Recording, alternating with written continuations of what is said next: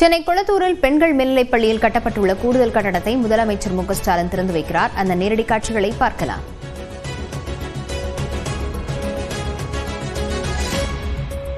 இதுகுறித்த விவரங்களுடன் செய்தியாளர் வேல்முருகன் இணைந்திருக்கிறார். வேல்முருகன், விவரங்களை பதிவு செய்யலாம். லாவண்யா, தமிழ்நாடு முதலமைச்சர் மு க ஸ்டாலின் கொளத்தூர் சட்டமன்ற தொகுதியில பல்வேறு நிகழ்ச்சியில இன்றைய தினத்தில் பங்கேற்க இருக்கிறார். குறிப்பாக முதல் நிகழ்ச்சியாக பெருநகர சென்னை மாநகராட்சி சார்பில் சென்னை பெண்கள் மேல்நிலைப் பள்ளி சுமார் 9.74 கோடி ரூபாய் செலவுல கட்டப்பட்டுள்ளது. இந்த கூடுதல் பள்ளி கட்டிடத்தை தமிழ்நாடு முதலமைச்சர் சற்று முன்னதாக திறந்து வைத்து தற்போது அந்த பள்ளி கட்டிடத்தை பார்வையிட்டு வருகிறார்.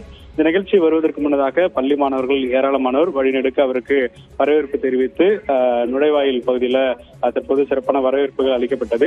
இதனைத் தொடர்ந்து இரண்டாவது நிகழ்ச்சியாக சட்டமன்ற உறுப்பினர் அலுவலகத்தில் நலத்திட்ட உதவிகளும் அதேபோல ஓரணிகள் தமிழ்நாடு நிகழ்ச்சியிலும் பங்கேற்பதற்கு தமிழ்நாடு முதலமைச்சர் இங்கிருந்து புறப்பட இருக்கிறார்.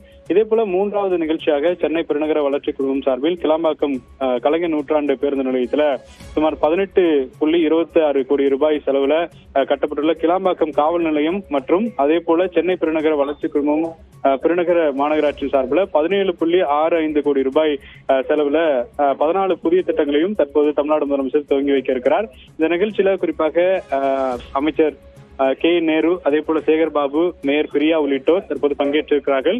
இன்னும் சற்று நேரத்தில் இரண்டாவது நிகழ்ச்சியில் தமிழ்நாடு முதலமைச்சர் பங்கேற்க இருக்கிறார். லாவண்யா,